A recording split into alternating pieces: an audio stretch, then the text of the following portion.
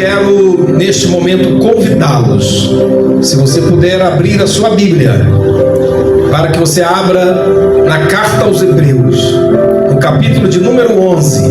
Eu lerei apenas o versículo 1. E eu quero falar, neste momento, sobre fé, o agente motivador. Fé, o agente motivador. Hebreus capítulo 11, apenas o versículo 1 diz assim: ora, a fé é o firme fundamento das coisas que se esperam e a prova das coisas que se não veem. Vou ler mais uma vez. Ora, a fé é o firme fundamento das coisas que se esperam e a prova das coisas que se não veem. O capítulo 11 da carta aos Hebreus, ele é considerado como o capítulo da fé. Esse capítulo que tem 39 versículos, onde vemos a história de vários homens desde o Antigo Testamento, homens e mulheres que foram provados, que demonstraram sua fé, a sua crença, a sua obediência na palavra de Deus. Por causa desta fé, alguns até mesmo perderam suas vidas. Alguns se sacrificaram, abriram mão de sonhos, de projetos pessoais, mas por causa da fé, crendo naquilo que Deus havia dito, crendo na promessa que Deus havia falado a eles, crendo no invisível, resolveram obedecer aquilo que Deus tinha para eles. É por isso que eu quero falar nesta mensagem sobre fé, o agente motivador. A palavra fé, só no Novo Testamento, ela ocorre aproximadamente 244 vezes. Ela é o meio, ou ela é um instrumento pelo qual nós podemos ser salvos. Pois pela graça sois salvos, por meio da fé. Isto não vem de vós, é dom de Deus. Escreveu o apóstolo Paulo na carta aos Efésios, no capítulo 2, falando sobre a fé. É pela fé que nós somos justificados. Paulo diz que a nossa justificação, ela vem por causa da fé. Sem fé nós não podemos agradar a Deus. A fé, ela não pode ser simplesmente definida como algo subjetivo, como simplesmente um sentimento ou uma determinação otimista. A fé vai além de uma determinação otimista.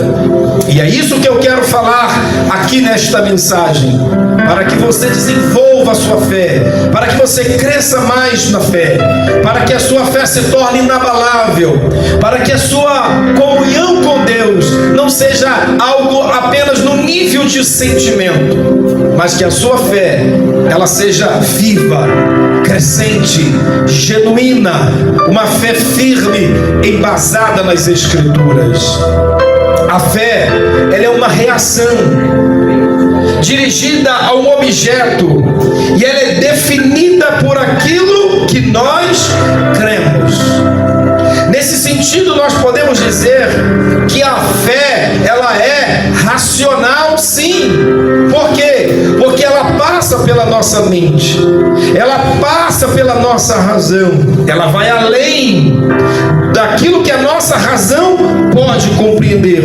Mas a fé, ela passa pela razão, porque a fé está ligada ao ato de crer. A fé cristã, ela é a confiança no Deus eterno, no Deus vivo e verdadeiro. A fé, ela é a confiança que Deus tem feito promessas e que Ele cumprirá as suas promessas que foram garantidas por Jesus Cristo. Baseado nestas palavras, eu quero aqui trazer alguns aspectos importantes sobre a fé, para que você compreenda algo a mais sobre a fé. Primeiro, eu quero falar sobre a natureza da fé. Quando eu acredito que uma determinada coisa ela é verdadeira, ela é real, mesmo sem compreendê-la, mas aí eu aceito ela, isso é o ato de crer. O que é crer? Crer é quando eu aceito algo, é quando eu acredito em alguma coisa, mesmo que eu não tenha um domínio completo sobre aquele assunto. Por exemplo, eu acredito que existem outros planetas. Eu nunca os vi. Não fui ao espaço, mas eu acredito que eles existem. Assim como é possível que uma pessoa nem tenha um conhecimento teológico profundo, talvez alguns tenham até uma limitada compreensão das Escrituras, alguns até não conseguem nem ler muito ou nunca leu a Bíblia toda, mas é possível crer nela toda. Mesmo sem conhecer algo profundamente, é possível acreditar que aquilo é a verdade. Então esse é o ato de crer. Todos os cristãos creem na infalibilidade das Escrituras, mas nem todos a conhecem profundamente. Mas isso é o ato de crer. Quando alguém crê que algo é a verdade, quando nós cremos que alguma coisa de fato é verdadeiro, isso ocorre por causa da fé. A fé é que nos leva a crer ou a acreditar em alguma coisa como sendo a verdade, mesmo quando nós não a compreendemos completamente. Então nós podemos dizer que a natureza da fé, ela pode ser entendida como ato de crer, pois ter fé é crer e crer é ter fé. Eu só posso crer por causa da fé, e eu tenho fé por causa do ato de crer. Logo eu posso dizer que a natureza da fé é o ato de crer. Então a natureza da fé é o ato de crer, porque eu creio naquilo que conheço, que compreendo, mas é possível também eu crer naquilo que vai além da minha compreensão. Há muitas coisas que nós não teremos um exato conhecimento, ou não saberemos até descrever com profundidade, mas é possível crer nessas coisas. Então, a natureza da fé é o ato de crer. Paulo disse em Romanos 10:17, ele diz que de sorte que a fé, ela vem pelo ouvir, e o ouvir pela palavra de Deus. A fé vem pelo ouvir, e o ouvir a palavra. Se a pessoa acreditar na palavra, se ela crer na palavra, será gerado nela a fé. Ora, então a fé e o ato de crer, elas andam juntos. Então a natureza da fé é o ato de crer. Santifica-os na verdade, a tua palavra é a verdade. Jesus disse isso em João 17, se referindo ao poder das Escrituras, se referindo ao poder que a fé tem para operar na vida de alguém. Quando eu acredito na palavra de Deus, quando eu acredito nas Escrituras, aquilo que ela diz se tornará vivo e real nas nossas vidas. Bom, segundo ponto, a origem da fé. A fé é um ato pessoal que envolve a nossa mente, o coração e a vontade, uma vez que ela é dirigida a Deus e não a um ídolo. A fé, ela é um ato pessoal, não é simplesmente um sentimento coletivo.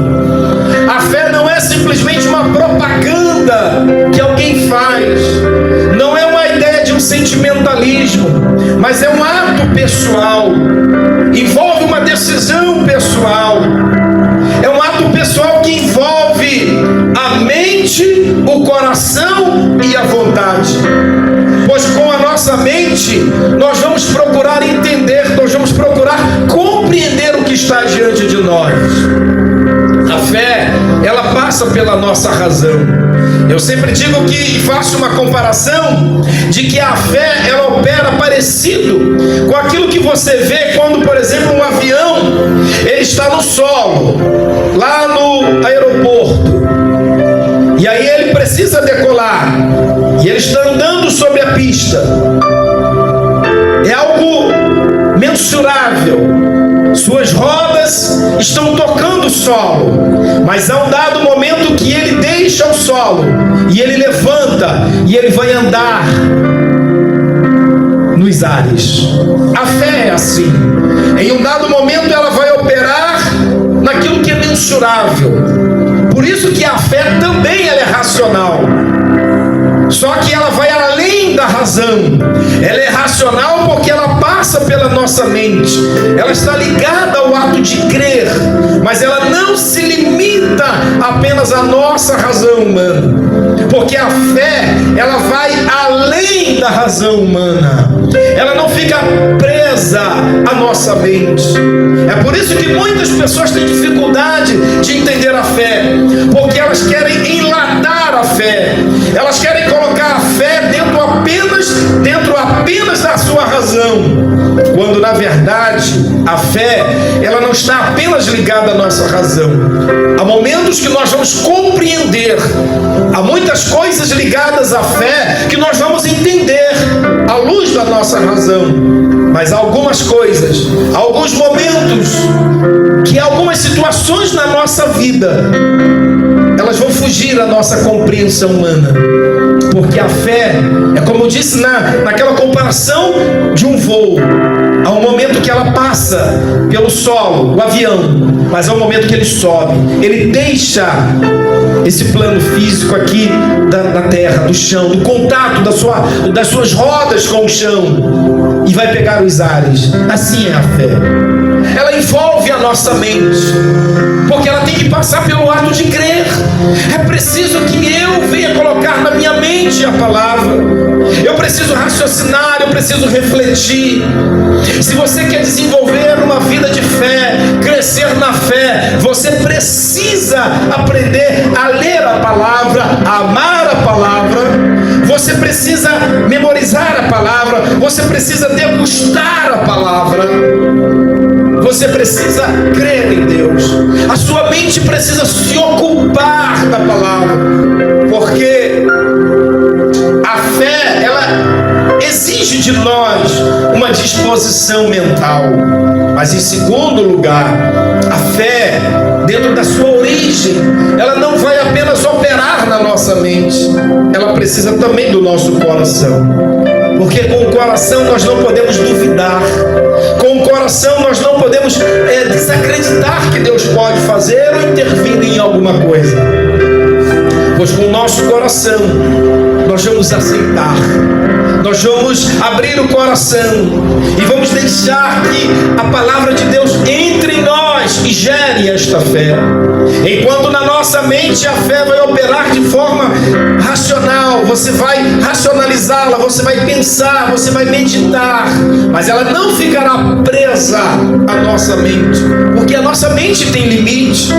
A nossa mente chega um dado momento que ela não vai compreender ou aceitar.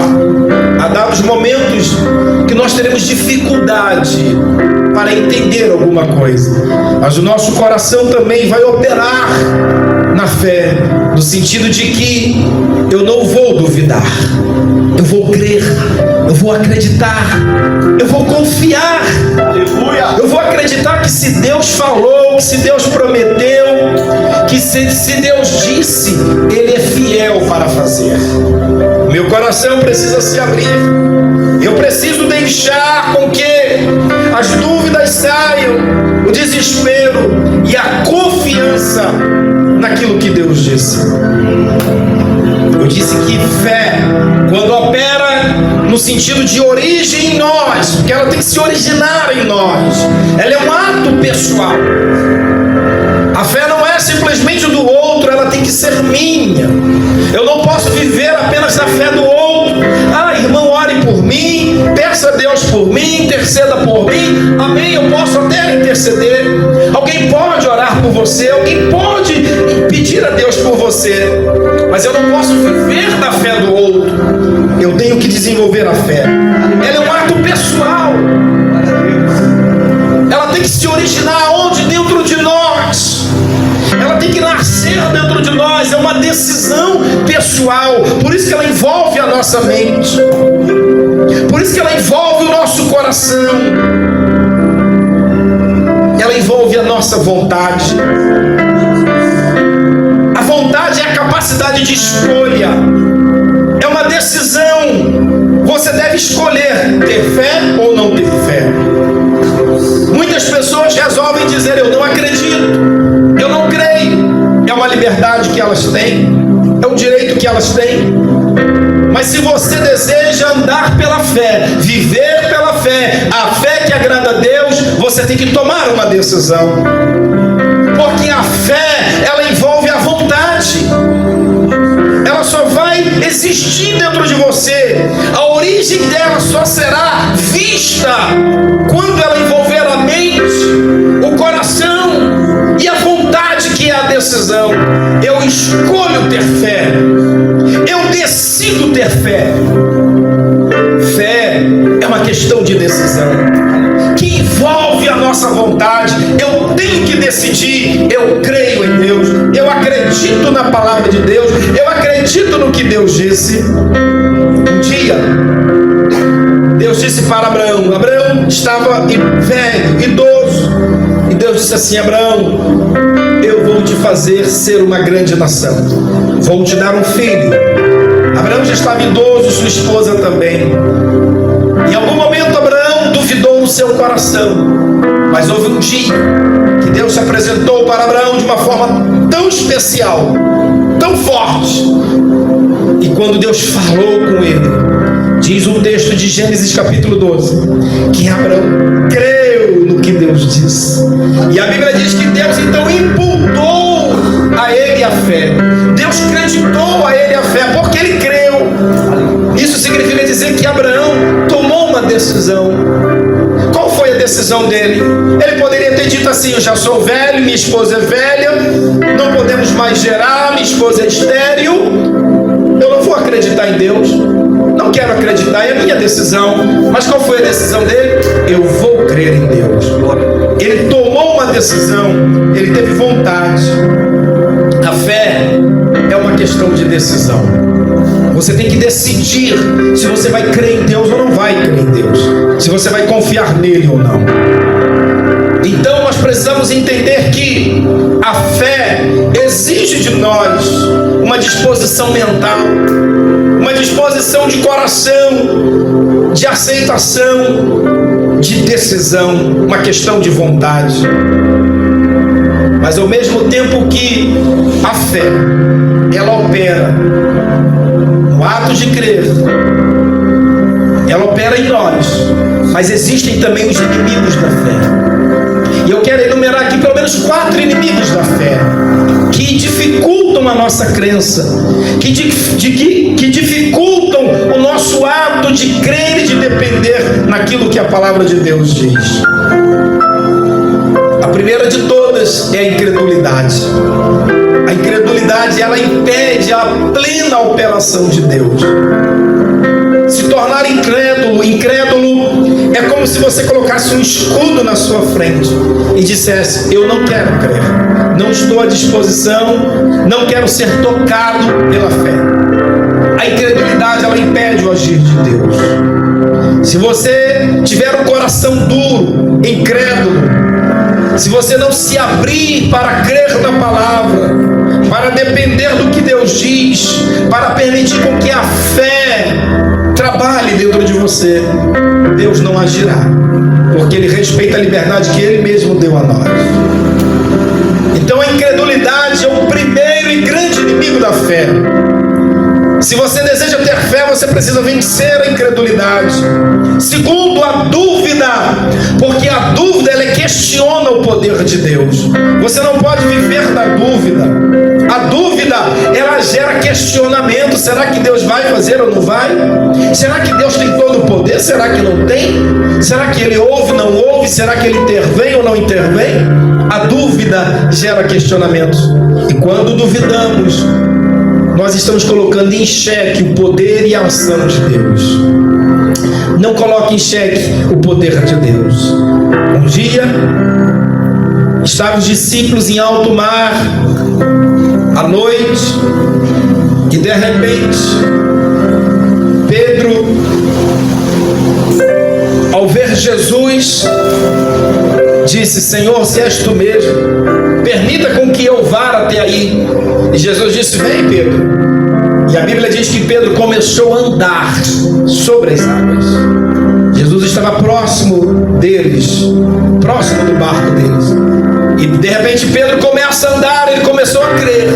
Mas houve um momento que Pedro olhou para um lado, olhou para o outro, e viu com que o vento era forte. E Pedro começou a duvidar. Quando ele começou a duvidar, o que aconteceu? Ele começou a afundar, porque a dúvida impede o agir de Deus. Em terceiro lugar, o medo.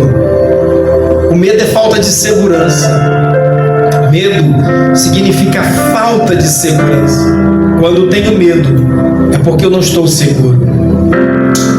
Tenho medo daquilo que eu não tenho segurança. E se você tiver medo, você não está seguro de que Deus vai mudar a história, que Deus vai intervir. Então a incredulidade, a dúvida, o medo e a desconfiança. Desconfiar é estar incerto, é acreditar, mas ao mesmo tempo duvidar. Quem duvida já não acredita mesmo, porque ele questiona se Deus pode ou não pode. E o desconfiado é aquele: eu sei que Deus faz, mas eu não sei se Ele vai fazer. Eu acredito que Deus é o Todo-Poderoso, mas no meu caso eu não sei se Ele vai agir. Isso é desconfiança, e isso impede o agir da fé.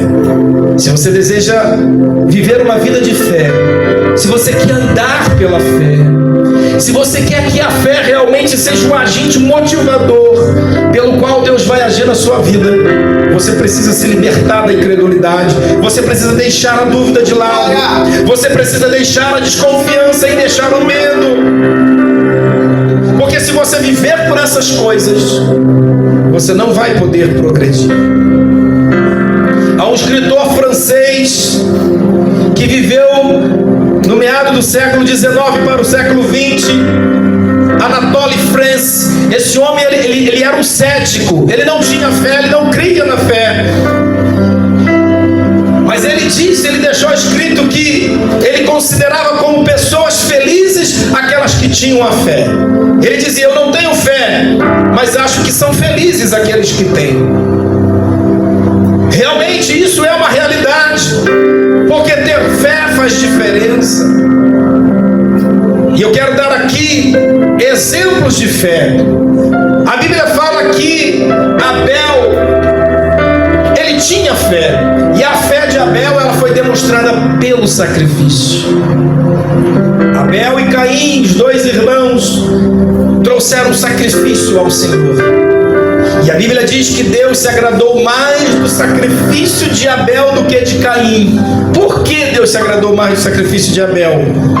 Porque Abel fez com coração, com fé. A fé de Abel, ela era baseada no sacrifício. E às vezes a nossa fé exige sacrifício. Alguns momentos da nossa vida que a demonstração da nossa fé vai exigir um sacrifício. Eu terei que tomar uma atitude.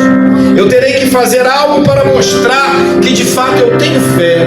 E esse algo às vezes é o nosso sacrifício.